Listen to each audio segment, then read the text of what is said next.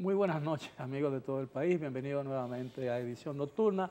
Soy Miguel Guerrero y estoy encantadísimo de estar nuevamente con ustedes en sus hogares. Me acompaña el licenciado Héctor Martes Pérez, quien es jefe de redacción del periódico El Caribe. Buenas noches, Héctor. Buenas noches, Miguel.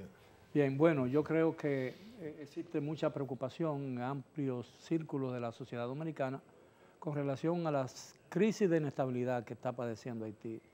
En los últimos días, los disturbios han tenido un carácter realmente caótico, han incendiado muchísimas propiedades, fábricas, estacionamientos de gasolina, un hotel por lo menos, varias fábricas han sido destruidas totalmente, e incluso algunas casas representantes de vehículos importados, de vehículos de los Estados Unidos y de Europa, quedaron hechas cenizas totalmente.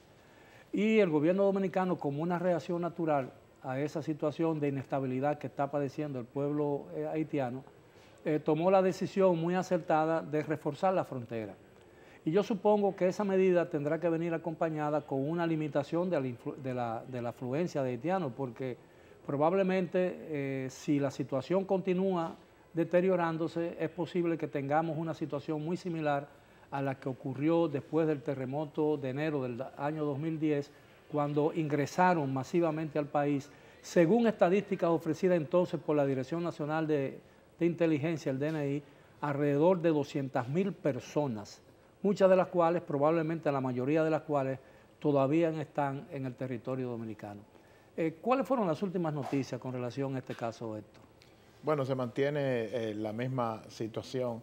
Mucha gente se sorprende porque dice, o sea, uno mirando los acontecimientos desde aquí dice, pero si se echó para atrás la medida que provocó este problema, este desorden, ¿por qué se ha mantenido? Es que fue un aumento de los combustibles. El aumento de los combustibles debido a una eliminación de los subsidios, pero fue un aumento importante, entre 30% hasta, me parece que 50 y pico por ciento. Y sin embargo, los tipos de gasolina no fueron muy grandes. Los más grandes fueron el queroseno fue el más y el gas afectado, propano, sí, que son los que más se consumen en Haití porque la gente cocina y usa el queroseno para cocinar. Y a pesar de que esta medida fue revocada y que la anunció el presidente en un discurso sábado en la noche, la situación se ha mantenido, se mantiene la misma tensión. Esto tiene que ver con que lo de los combustibles, el aumento de los combustibles fue un detonante, pero es una situación, es una bomba de tiempo. O sea, el problema de la inestabilidad en Haití es un problema de mucho tiempo. O sea que cualquier medida de esta naturaleza iba a provocar esta reacción. No, y en las redes se han visto escenas verdaderamente horripilantes de gente asesinada a sangre fría, e incluso gente que siguió siendo asesinada, porque eso es un asesinato, después de muerto, arrojando sobre prácticamente una persona ya moribunda, arrojando enormes piedras, peñones en la cabeza.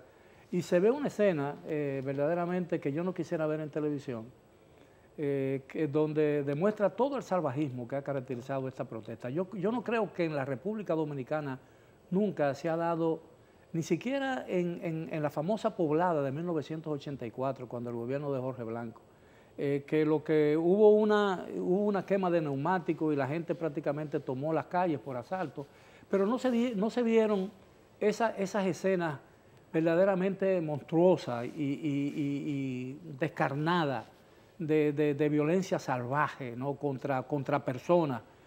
Aquí hubo mucho, y ni siquiera hubo una destrucción de propiedades aquí en esa famosa poblada, sino lo que hubo fue mucho incendio de neumáticos y bloquearon las calles con obstáculos, con piedras, se enfrentaron a la policía y a la fuerza del orden, incluso con armas. Algunos armas de esas rupestres que todavía estaban en manos de la población, como siguen todavía. Pero no se dieron esas escenas que ponen los pelos de punta y que uno puede ver en Haití. Ahí fueron gente quemada viva. Y allá hay como 5 o 6 muertos, ¿no? Afortunadamente, en el día de hoy, según las últimas informaciones que tuvimos alrededor del mediodía, el mercado bilateral de Dajabón funcionó más o menos normal. No hubo alteración en las operaciones de ese mercado, pero hubo una disminución muy sensible del comercio. No se presentaron los comerciantes y las personas habituales. Recuerden que cuando se reúnen los lunes en el mercado de Dajabón, son cientos de personas los que van ahí. Y en el día de hoy, si bien hubo un intercambio tranquilo y pacífico de mercancía entre haitianos y dominicanos, la afluencia de ese mercado disminuyó sensiblemente con relación a como lo conocemos en otras fechas. Sí, es lógico que se dé y posiblemente se mantenga esa tendencia mientras se mantenga esa situación, ese ambiente tenso. Parece que las protestas hasta el momento se han focalizado básicamente en Puerto Príncipe. No se ha dado ninguna situación en zonas fronterizas, en zonas cercanas al territorio nacional. Y como tú decías ahorita, el gobierno actuó de manera rápida. Sí. Incluso ayer había, sobre todo en las redes sociales, mucha preocupación, muchos políticos, figuras, personalidades que estaban haciendo llamados al gobierno, pero resulta, para que se reforzara la frontera, resulta que el ministro de Defensa, que ayer fue abordado por los periodistas en Palacio Nacional, luego de sostener una reunión con el presidente y las autoridades del COE y de UNAMED, el ministro de Defensa le reveló a los periodistas que las medidas se comenzaron a tomar desde el mismo viernes. O sea, tan pronto se iniciaron las primeras protestas allá en Haití, específicamente en la capital. Incluso en el fin de semana, el Comando Sur del Ejército de los Estados Unidos con asiento en Panamá y en la Florida anunció que estaba presto a hacer una operación, se puso en estado de alerta ante la posibilidad de que fuera necesario intervenir para evacuar al presidente y a toda su familia debido al nivel de inseguridad que se está viendo en Puerto Príncipe y en otras ciudades o en otras poblaciones de Haití. Mucha gente se ha preguntado, bueno, ¿por qué el gobierno tiene que por qué debe preocuparnos tanto? Ha dicho mucha gente. Y lo he oído comentar en las redes y me han llamado y me han hecho esa observación. ¿Por qué tenemos nosotros los dominicanos que preocuparnos tanto por lo que está pasando en Haití? Bueno, por una razón muy sencilla. Y no quiero referirme inicialmente a los antecedentes en las relaciones entre ambos países, sino porque compartimos una frontera, todo el mundo, una isla. Todo el mundo sabe que la frontera que divide Haití de la República Dominicana es una frontera muy porosa, muy débilmente protegida, donde a diario cruzan ilegalmente cientos de personas y regresan y entran y regresan y entran, donde hay un nivel de hurto de ganado y de mercancía de otro tipo en algunas poblaciones muy cercanas a la frontera. Y es una zona muy vulnerable del territorio nacional. Y ahora yo quiero referirme un poco por qué hace más vulnerable esa frontera. Bueno, los antecedentes que han caracterizado a lo largo de los años las relaciones entre República Dominicana y Haití.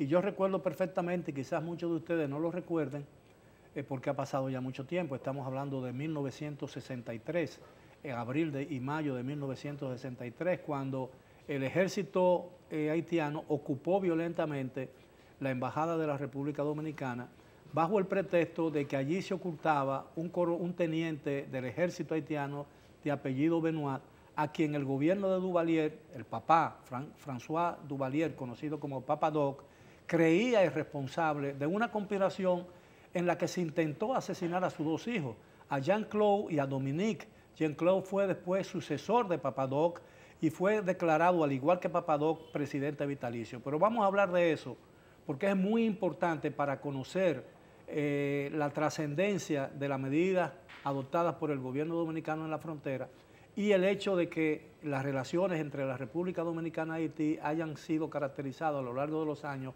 por una situación de mucha tensión y violencia. Regresamos después de la pausa.